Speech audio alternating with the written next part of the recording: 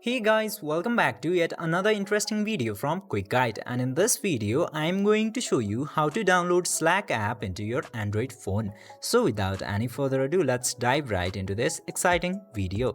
Now in order to download Slack application, you just simply have to open your Play Store app at first.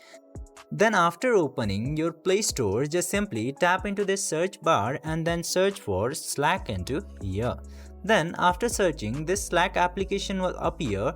Just simply tap into this install button and then, depending on your internet connection, the Slack app will be downloaded into your device shortly. By following this very easy step, you can easily download Slack app into your device too. I hope this video was helpful for you. If yes, don't forget to like, share and subscribe to the channel to never miss another update. Thank you for watching the video.